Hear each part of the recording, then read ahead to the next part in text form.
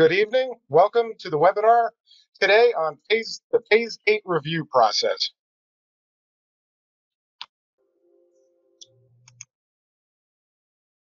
My name is Greg Wellman. I'm currently a trainer for certificate planners. I am also a project manager. I've been for some 20 plus some odd years for numerous types of for-profit companies, government entities, nonprofit and consulting firms. I started out my career in ERP configuration, SAP in particular. I've been involved in project management coaching, creation of PMOs, and project quality for many, many, many years. I'm currently active in the local PMI chapter. In my case, it's Ocean State Project Management Institute. And personally, I enjoy spending time with my family and pets, international and national travel, exercise, painting, and playing music on the guitar, and of course, leading projects and working and networking in the project management space. It's a pleasure to have the opportunity to present to you this webinar tonight. And per expectations, I think it's always expected. The presenter starts the story, so I don't want to disappoint you this time. So I'd like to start with a story on viewpoints, paradigms, and opportunities. This story is about two salesmen from Britain. This takes place about 1900. Both of the shoe salesmen went to Africa to explore new markets. They both were told to report after a week and get a letter back. The first shoe salesman reported, "Prospects here are terrible. No one here wears shoes. Returning immediately on the next boat." The second shoe salesman sees things a bit different. The second shoe salesman reports back, "This place is amazing. The market potential is unlimited. I may never leave."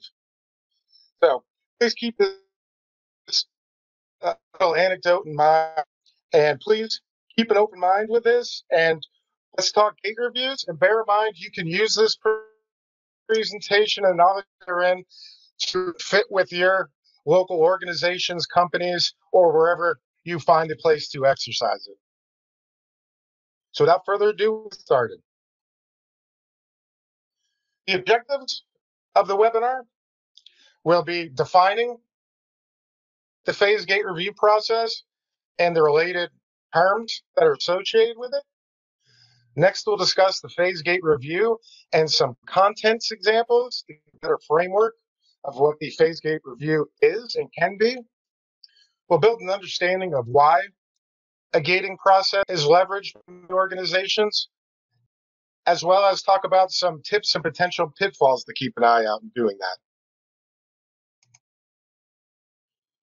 Okay, gate review, the term itself. Now, the term, I just want to put it out there, I'll be referring to the stage gates, the gate reviews, the gating process. I'll use many different terms, but they're all talking about the same process. If you look on the internet, a quick search, you'll be exposed to a wealth of different terms. But regardless of the term, they're going to mean the same concept approach. So some of these terms that are out there today are stage gate reviews, end stage reviews, gate reviews, project gate reviews, control gates, go, no-go reviews, stop point reviews, kill gates, and I think we could have filled 15 slides with the various names that are used. But regardless, again, we are talking about the same process, so please don't let them trip you up. Okay, before we talk about the process itself, let's talk about some of the most closely related terms pertaining to it. One is the project life cycle. And a little background is we leverage the Project Management Institute's PMI's PMBOK guide, the Project Management Book of Knowledge. So these terms are going to be consistent with that. Project life cycle is the series of phases that a project passes through from the beginning to the end. And we'll talk about that a little more in a moment. Project phase. The phase is a collection of logically related project activities that culminate in the completion of one or more deliverables, and ultimately a group of these formulates a project itself. So if you look at the graphic here, to the left in the center in gray, you have the start of the project. That's considered a phase. Next, you have organizing and preparing. And you may these go by many different names in many different organizations. And also there could be a lot more phases that are listed here. It could be broken out more finitely: initiate, plan, build, test, these type of things. But we're just putting it in general terms for understanding's sake. So past organizing and preparing, we have carrying out the work and ultimately ending the project as we move across this continuum. So each of these are considered phases, and all of these phases constitute a project life cycle. And these terms are critical to understand in moving forward. Ultimately, you'll see where the gating process and the phase gates actually occur. Phase gate defined. And again, this is a PMI definition for it. The phase gate itself is a review at the end of a phase in which a decision is made to continue the next phase, to continue with or without modification, or to end a project or program. We have project underlined here because the focus of this webinar is going to be on project gating or project phase gates. So to put that definition into graphical terms, we have the same phases that we saw on the previous slide. These phases constitute the project's cycle. And we have what we're saying here are potential phase gates. We'll say why in a moment, at the end of each phase. Ultimately, if you have more phases, you could have more phase gates at the end of them. Or you may determine within your organization that certain phases do not require phase gates for reasons that will be applicable to your particular organization. So the concept here, the phases, the life cycle, which is the whole project, and within the phases, at the end of each phase, is where phase gates come in, and the discussion happens using checklists, meetings, whatever the organization prefers. If prior to the next phase, you may continue with modifications or without modifications if everything's in order throughout to the ultimate completion of the project. Okay, now we're going to get into a little further detail. In further slides, we'll take each of these particular bullets. It'll be a little more granular. So the phase gates itself, which we saw as the review at the end of the phase, we're focusing on projects here. Here we have the phases, each in a silo, using a little different terms here. So let's talk about the phases within this life cycle continuum. To the left, we begin with some type of initiating planning. Again, your organization may use different terms and have more or less of these phases. So we start with initiate plan, move into requirements and design, then to build, test, implementation, and post-go live, project closes out. So within our first phase, initiate and plan, some questions and the checklist at a high level, and again, we're going to get more granular on the following slides, would address the ensuring that project management plans are in place and they're sound. And they could be sound per your organization's PMO or standards or methodologies that you follow. Ultimately, the goal of the phase gate at the end of this plan is to ensure that the project is prepared for success. And we'll talk about what that means on the next slides. Phase gate occurs. Next phase, requirements design. The checklist is really focused here on quality, requirements, specifications, items that you would typically find in a project charter. The goal is to ensure that the plans are created to meet the objectives of the project and to add value for the organization. That's what this phase gate consists of.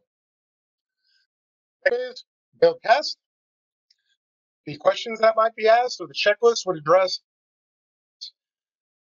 the project and the project team and the deliverables meeting standards and expectations that were built in the earlier phases, say initiate and plan and potentially built out or honed within the requirements and design phase. So are we meeting the standards and expectations? This is typically for the project manager, more of the monitoring control type areas. The goal is to ensure we are executing the plans with quality. Next phase, implement and post go live.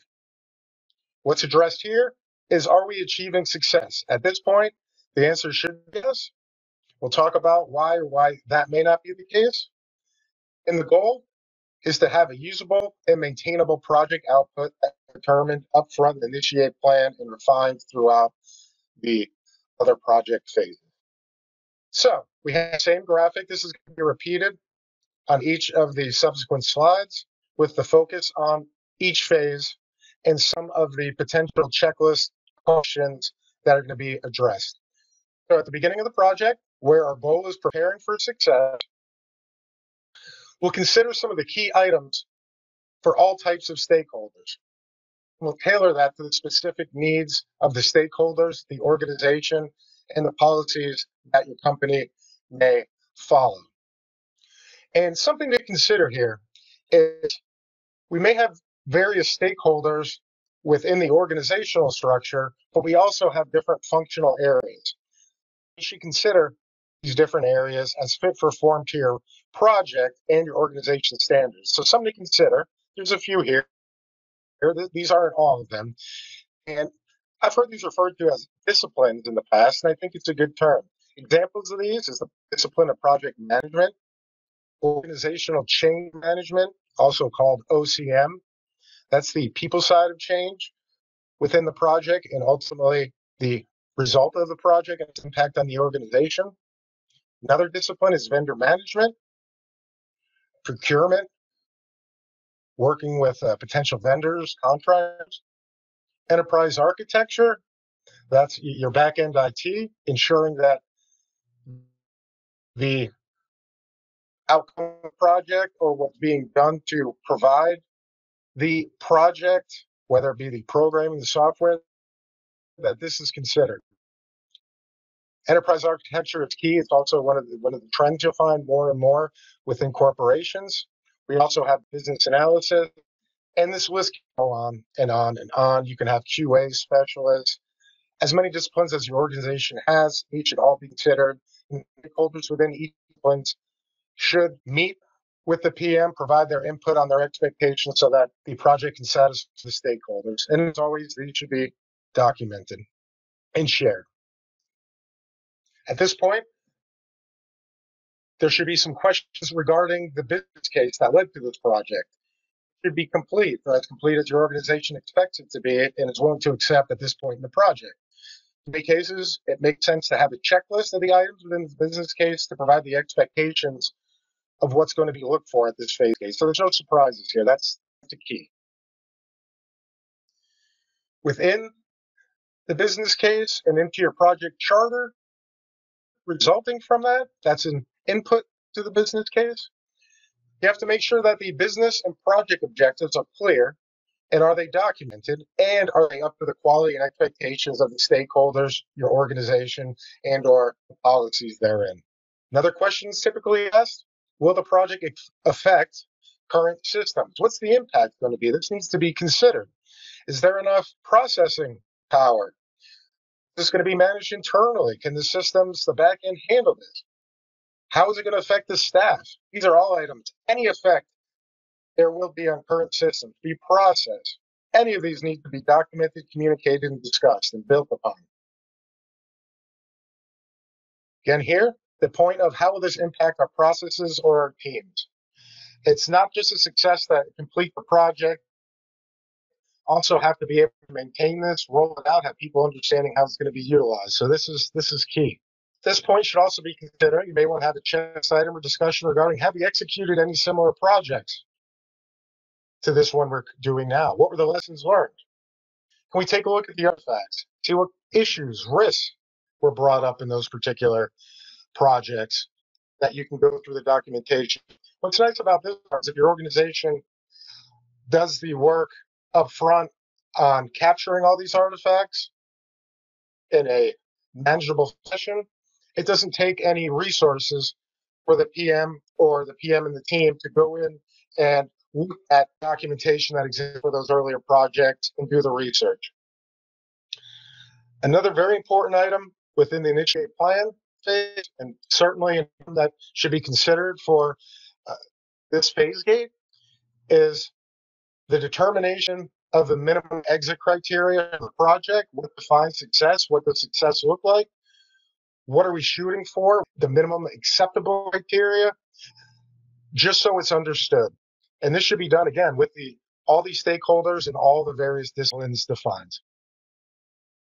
As I mentioned before, this is an exhaustive list, but within the time we have today, I wanted to mention some of the big items in there. This is by no means exhaustive. And some of the gate processes for some organizations could be within a particular each phase. You could have 10, 15 questions, upward to 60 plus questions based on how many disciplines you have, how large the projects are, how complex the projects are, and that sizing aspect will be discussed later as well. So the next slides are going to be similar in presentation to this, where we're going to focus on some example and potential gate questions per phase. So next we're going to jump to the requirements and design phase and phase gate. So here, our goal with this phase gate is ensuring that our plans will meet the objectives. And at a high level, we're talking about requirements and specifications. So you'll see this is angled towards those high level topics. So as a reminder, any of the questions or checklists in this particular phase gate should contain items as needed, fit for form, from all the relevant disciplines. Again, this is enterprise architecture, OCM, business analysis, QA, and so forth. Focus here, and this is going to be used throughout all the gates, is ensuring that the project is still on track. Does it make sense to move forward? Are there enough resources? Do these resources have the appropriate knowledge and skill sets? Do we have the right subject matter experts? In short, are we on track? Should we move forward? Training needs and training plans, are these documented? Training plans, as well as a multitude of other documents, are part of the project charter. They're not all mentioned here in this small list, but they should all be considered. And again, tell what's important for your organization. So in this case, do we have these needs plans and documented? Have the stakeholders reviewed these? Are they in agreement with these? Is it considering ongoing maintenance? Do we have the resources in-house to do the training? Are we going to do the training? Is there enough space? This can go on, but this should all be considered here as a potential phase gate question or checklist item. Crux of this phase that are ensuring plans to meet objectives are big hitters.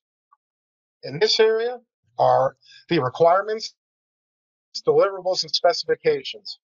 Sound and understood. Because by this point, the sessions have already occurred. These have been created. So are they sound? Are they understood? Can people repeat these in layman's terms?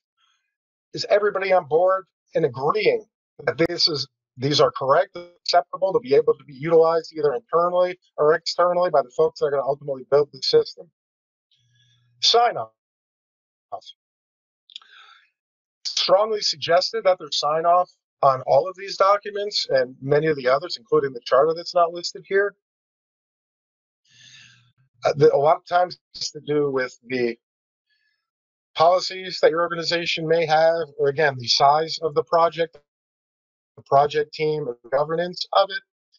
But sign off is typically something that's encouraged, and sign off from all the relevant disciplines and leaders of those particular disciplines. And it's also important for your deliverables and these other items mentioned, as applicable, are they SMART? So I'm sure probably heard the term SMART goals before. Are they specific, measurable, attainable, which refers to achievable, actionable, and appropriate, realistic, and time bound. So specific S, measurable M, attainable A, realistic R, time bound. Time bound is timely and traceable. Really drive down the items listed in this bullet point to a level where they are smart. Also, the higher end goals that were set up for the project should all be SMART goals. We want to hit that target we're aiming for. And the clearer we can make it to the team, the better the team can understand this, the better we're going to be able to hit our target and achieve the goals and get the value that the project is intended to put forth. Item to consider: are there any needs from leadership beyond what is currently being provided? What is currently being provided refers to the project documentation, the intent of the project charter, all the artifacts within, the documents within the project charter itself, including specifications, requirements, scope, and so on, the training plans, the communication plans. Is there anything else that leadership is looking for beyond what is currently planned being provided? Now's the time. When you're early in the earlier phases of the project, now's the time to build that understanding. You can be flexible, course correct, and update as required. At the 11th hour, you don't want to find out that there was expectations from a stakeholder, especially an executive manager or leadership, that it's not being met. No one likes surprises. You want to hit this up front. Another item that's typically extremely important are lessons learned being conducted at the end of each phase. There should have been a lesson learned conducted at the end of initiating plan. There should be another conducted at the end of requirements design in each of the other gates. Should always be lessons learned conducted, more so than just conducting a lessons learned session. It should also be put in a document that is transparent to the project and to other project managers, and quite frankly, to the organization. And more so than having it be documented and easily viewed by the organization, you should incorporate the lessons learned back into your charter, back into the plans that these items may impact, so that the teams that are providing the lessons learned are seeing that the project manager and the project teams are turning those lessons learned into actual learning and improving the project as you're moving forward. Ultimately, they can also and will improve future projects for future teams, but why not get the improvements baked into the current project? What that'll do is, if people see that activity happening during this lesson learned session, you'll see more input. People will see that this wasn't just talk, that the feedback was heard, documented, and acted upon. So this is another key item that should be used at all gates. Sometimes the best way to do this is to look at that documentation. If you're on the phase gate review team, review those documents and take a look before the meeting so you can provide feedback to the PM that outstanding job at the phase gates. Looks like there was a lot of active participation. See here that what you need for the team from the feedback, and also you demonstrated how you're starting to incorporate it in the future phases. So this isn't up to snuff situation. This can also be a time to congratulate the team, the project manager, the project team. Good job, well done. Moving on from requirements and design, we'll move into the next phase, build test. Or again, whatever your organization may use as a phase that represents build or test, could be two separate phases, maybe one, varies greatly. Okay, build test phase. Our goal at this particular phase is ensuring that we're executing plans with the expected level of quality that was agreed upon in earlier phases. This harkens back to the monitoring controlling. So some questions or checklist items that should be reviewed at this point. What is the overall project health? Think of dashboards, statuses that PMs provide back to leadership as well as the team, leadership within the team, to governments or committees? What's the overall health? Are we on schedule? Are we on cost? And you can break this question down into the particulars, again, based on your organization's KPI metrics, what they're looking for. Another item, which is often overlooked, but shouldn't be, a good opportunity to improve, is to ask the question within status reporting, are expectations being met? Not only from the PM, but what the mechanism is within the project that funnels up to the PM within the project. So is this reporting throughout the project, are these expectations being met? How do we know what the expectations are? We have agreed upon that, hopefully up front in the initiate and plan phases, honed it in your earlier phases, and that should be documented. So you simply go back to your artifacts for your project and ensure that these expectations are being met. And again, this may be a situation where the PM or whoever is on the phase gate review team, you may go back to certain stakeholders and ask them if their feedback. So you're reaching outside of PM, PMO space, going back to the business or whoever your product owner, project owners may be, or different functional areas they're in, and ensuring getting their feedback so you can course correct again if the need be, or find out that you're doing the job you agreed on and everybody's content and very happy with the success that you're working towards. Next item is the proper documentation being maintained. Typically, you wouldn't leave it open-ended like this. You want to have a specific list. You want to avoid any ambiguity or misunderstanding. If you have a list of the documents, understand of the size of the project should have a impact on how much documentation there is or isn't. If it's a small project, you need to smart size it to the smaller size project. It doesn't need to be a novel for novelty's sake. It needs to perform. So the more ambiguity you can remove from that, the better. So these desires can be met. So the best way to do it is to list them up front. Next, we have cost, schedule, and scope within baseline. These can tie into the project health. They're typically similar items, but they may not necessarily be based on your organization and standards and policies you have. Another important item to consider is the testing strategy from the previous phase. Was it completed successfully? Because remember, at the end of the phase, these items should have already occurred because you're talking about going into the next phase, what should be prepared for the next phase. But at this point, you're talking about what's happened in the past and how we're prepared for the success in the next project. So in your build test, the testing strategy should have been far upstream and initiate and plan.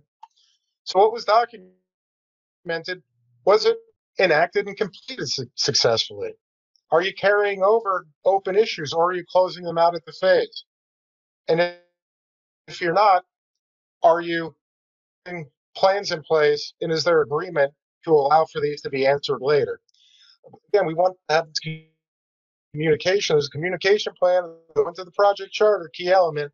Are we living by the plan? Is the whole team living by the plan? Part of that is having all of this information documented. Because without documentation, the saying goes, it doesn't exist. So you always want this to have for people to fall back on or to review. And also have the ability to update it as changes are made downstream.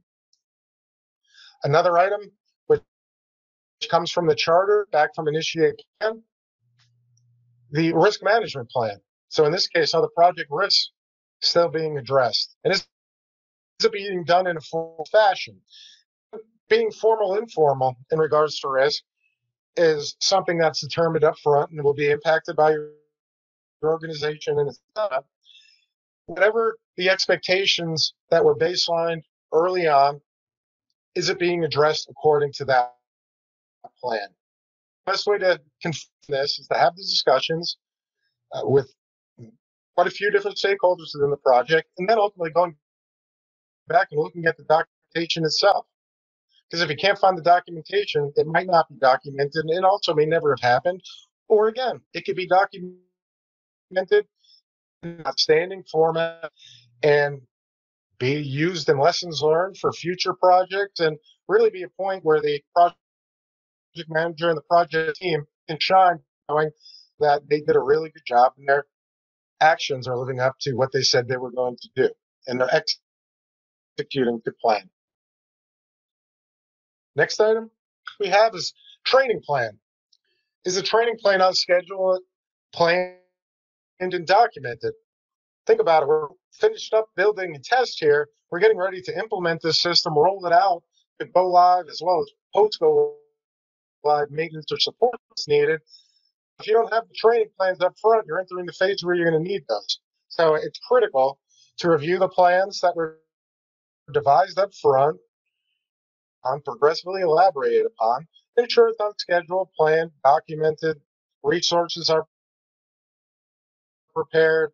If you need any extra space, sometimes projects are throughout the globe. Do you need a bigger meeting area than you have on site? Are the plans in place to get an external meeting area, or to be able to have a seminar that can hold the number of people that you're going to have? All these things need to be considered. And again, they should have been considered up front and be prepared to be executed in the appropriate phase, which is coming up after this phase game. And as mentioned before, and it should be mentioned typically in all the stage gates or phase gates, is simply ask for the link to the project folder. It could be, in this case, you put the training folder, but you could ask for where's the risk management plan? Where's the charter that should contain all these plans, such as the communication plan, the procurement plans, the risk management plans, communication? Is it being updated? So it's one thing to create these up front, but they need to be updated throughout the project. History upon these shown to show any updates to it. So by just asking for the links, the gate that's going to be doing the reviews can actually go back and look. You still want the PM and the teams to talk about those items, but all proof is in seeing. So ask for the link. It's easy. And also it's important here to see, is it easy to navigate within the project folder? Because if it's convoluted and difficult to follow, there's a good chance that people within the team are potentially going to have challenges navigating it as well. Again, these are just simply a list of some key items to be considered for the build test phase. Next, we'll go into implement and post go live phase. Okay. Our goal: are we producing a usable and maintainable project output? Do we have end users that are trained and prepared to use the project output? If it's software, is there training guides, training manuals? Are they going to be able to operate these systems? Are the processes in place to support it? You're going to see a lot of these questions in and around that area, because ultimately this is the end of the continuum. It's the end of the life cycle here. So we want to make sure everything is wrapped up and we're prepared for tactical success once the project's completed. We talked about minimum exit criteria, as well as the expectations of the exit criteria itself. Has it been met? Has it been signed off on? Is it demonstrable? Can this be proven? Was this SMART criteria? These are all types of questions to be addressed at this point. Have all the open items been answered? Yes, no. If no, are these items that are left open, is it agreed that they can be left open because they may be used in a subsequent project or another whole iteration of this project? Is it agreed upon that it's acceptable? You just want to make sure there's not any stragglers in regards to open items. You don't want anything slipping through the cracks. This is so close to go live and wrapping up the project and post go live maintenance. Keep mentioning this handoff. Have stakeholders signed off. Your organizations may not have sign off currently, but it's a very strong tool in ensuring folks are aligned with understanding what the baselines are and the expectations that were agreed upon up front. Because over time, projects can be months, years, multiple years. Seen 10-year projects. You need people, it's always on the top of some of the team's mind, and especially some of the stakeholders at higher levels working on multiple projects. What's going on at particular times? This handoff with the sign off really helps ensure that there's a little more attention paid and that there's commitment throughout the project. Most critically is you don't want the ball dropped at the end of your project, or you don't want to leave a bad taste in your mouth. Even if the project is successful, there was miscommunications upstream. So avoid that. Go with the sign off if you can implement it.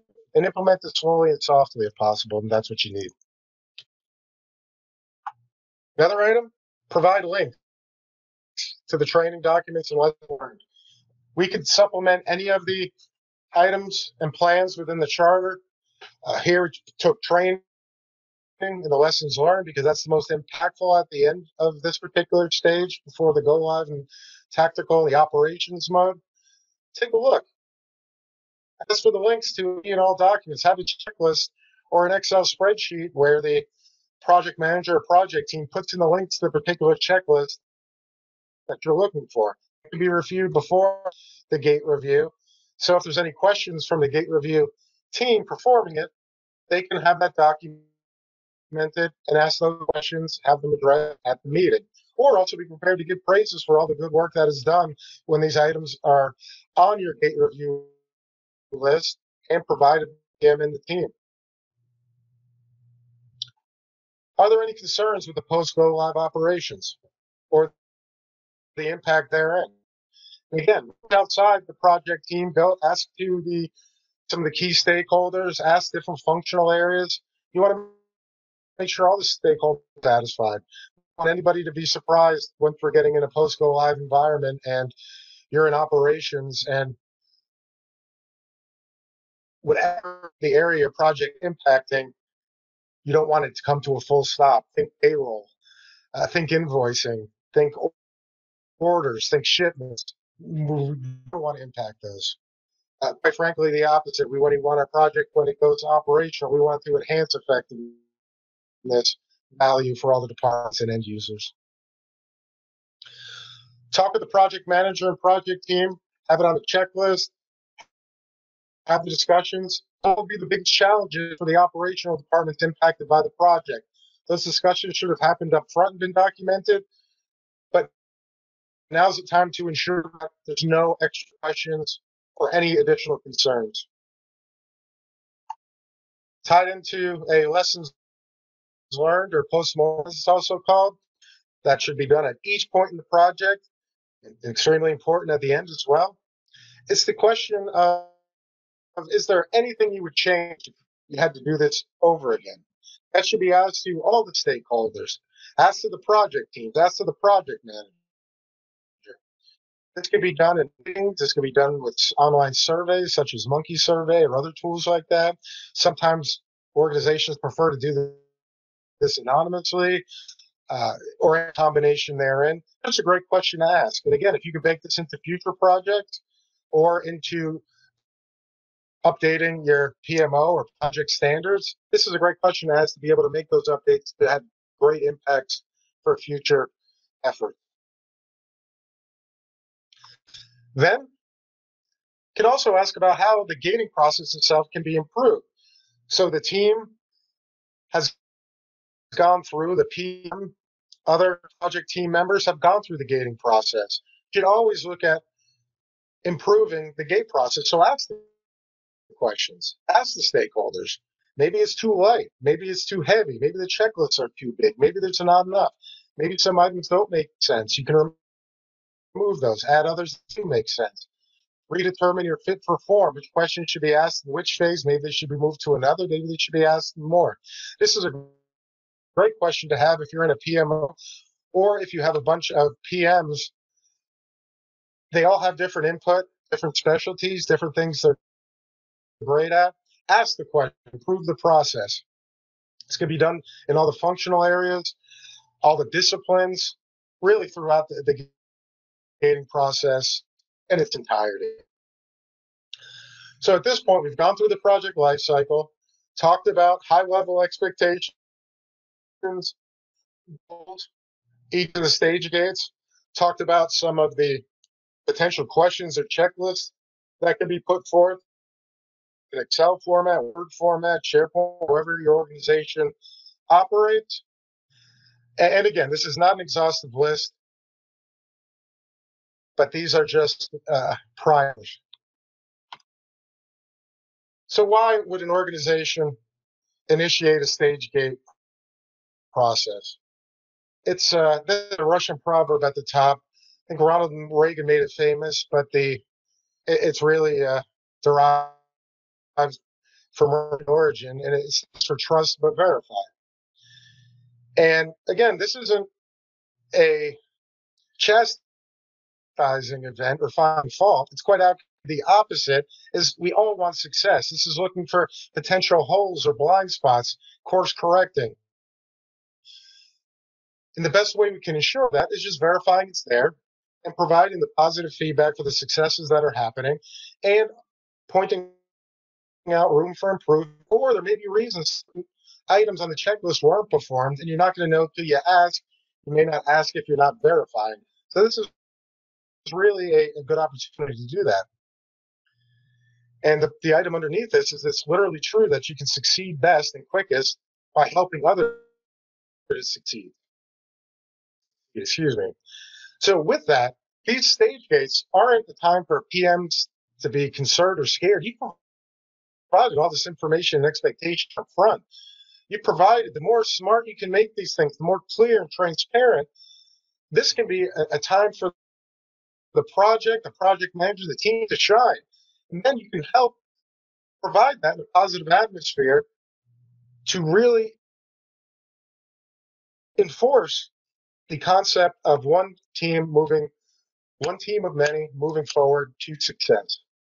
So some items you can do this end is create metrics within your gating questions or checklists.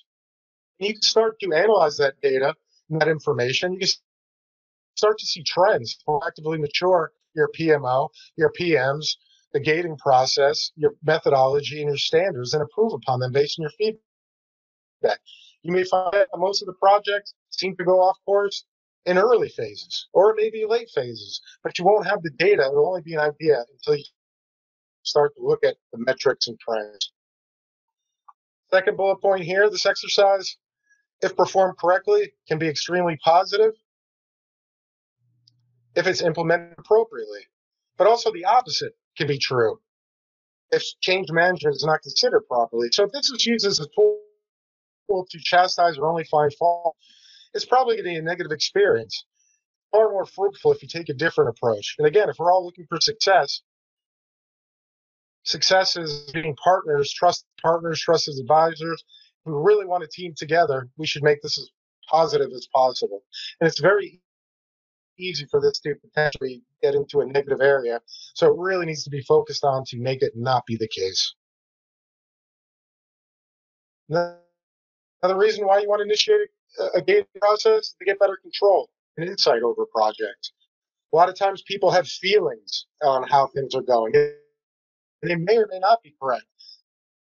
Data will help provide, and the analysis of the data will help provide better control and insights over projects that may have been overlooked or just not seen because it was never looked at before. And the way you can get this data is by having these checklists. It all adds up and works together. Ultimately, the reason you want to initiate this process is to improve your project results, your project management standards. Your teams will be working together. You'll have better interactions. You'll have better teaming happening. And again, it's just more value to the organization. So these are just a few of many reasons to start an initiative like this. Tips: make it fit for form. One size does not fit all. You may have some extremely long-term complex projects that may require some additions to your gating process in multiple disciplines. Some projects may be small and may not in fact impact the enterprise architecture. There may not be procurement management on a particular project. So make it fit for form. Folks, it can get old for a PM to put not applicable for these certain areas. So you do this up front, you don't have to revisit it every stage gate. And you'll start to get a feel by asking for the feedback about the gating process throughout the project and the end of the project. You can get these items. Get leadership buy-in. It's going to be important because if you're going to do something like this, you want to make sure that the leadership sees the value in it, because it is going to take some resources and time. And you don't have to start with a full-blown effort. You can progressively elaborate and build over. And that's probably the preferred method, assuming what the expectations may be. But leadership buy-in is critical in projects and in gating as well. As mentioned before, involve your project managers in the creation of the checklist and the staging process. Not only the PM, but you're going to have different questions in each gate from potentially different disciplines: this enterprise architecture, OCM, reporting, these other disciplines should own their pieces. That question should come from them. You have a QA team, they may have a strict checklist. So get project managers' input on the creation as well as the disciplines. Revisit and recalibrate often. That goes without saying. We want to improve. You want to add more value, go back, look at the list, look at the discussion agendas. Recalibrate as often as necessary as it makes sense. But based on how many projects you have, you may want to do this monthly, every 3 months, whatever fit for form for your organization will be. Demonstrate and explain the value in the process. The gating review, this isn't a check the box, yes, I did this, yes, I did this. This is about providing value. Don't put any questions in the gating process or in the checklist that don't add value to the project itself. That will just turn into a negative. If you do have those type of items in your discussions or in the checklist, and you get that feedback, get moved. Add new questions or just have less questions. All about value, organizational value, and the value that this is providing. Ask for feedback, document, respond to it, and show that. You may want to create one ongoing list to do so. Cater this process.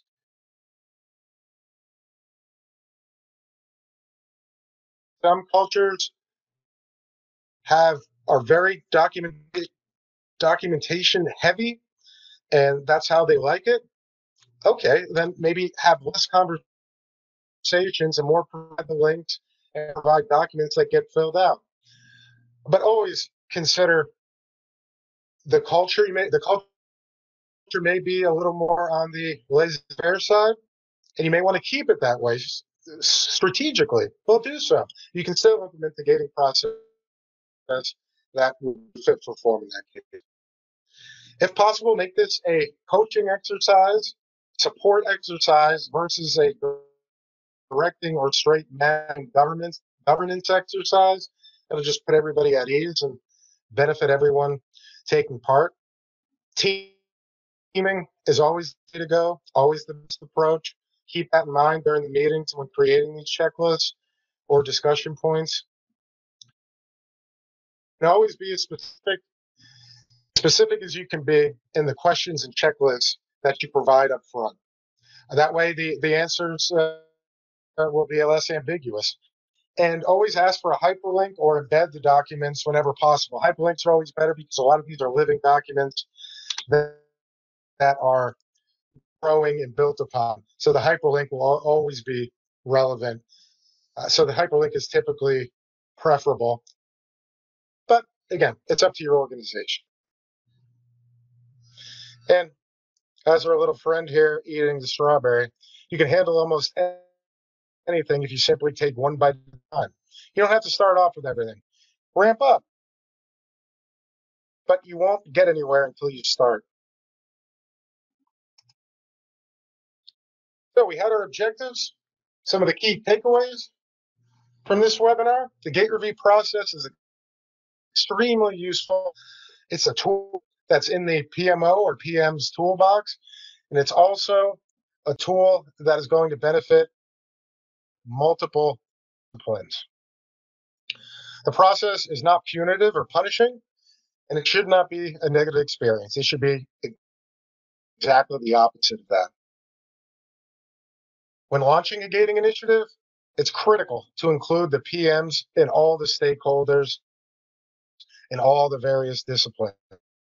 Make sure that they own their own piece, they have skin in the game, and that they're updating the questions. You're going back, if you're the PM responsible, then PMO, or wherever your organization is broken down, you're responsible for the gating process. Go back and ensure that they own this. And if not, you work with them and negotiate how best to move forward. And as we've said time and time again throughout the presentation, make this fit for form. Cater it to your organization. Expand or contrast as needed and as makes sense. And with that, I'd like to thank you all for your time. I hope you find value in this particular presentation. If you have any doubt to me at my email address, gregorywillman@gmail.com, you can reach out to certification partners. I'm happy to address any of your questions, insights, points, comments. We can all learn from each other. So with that, I wish you a good morning, good afternoon, and good evening, and thank you all very much. Bye-bye.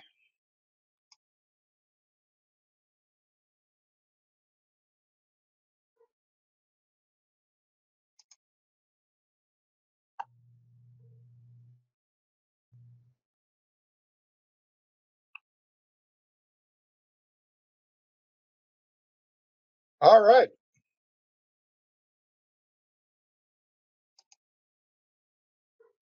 Are we all set?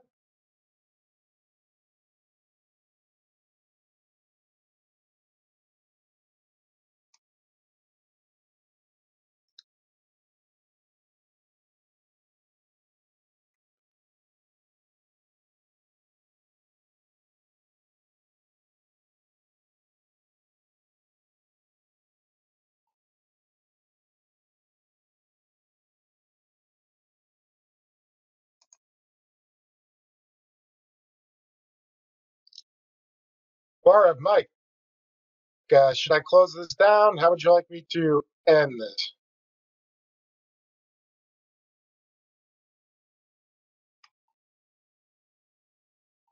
I do not hear you.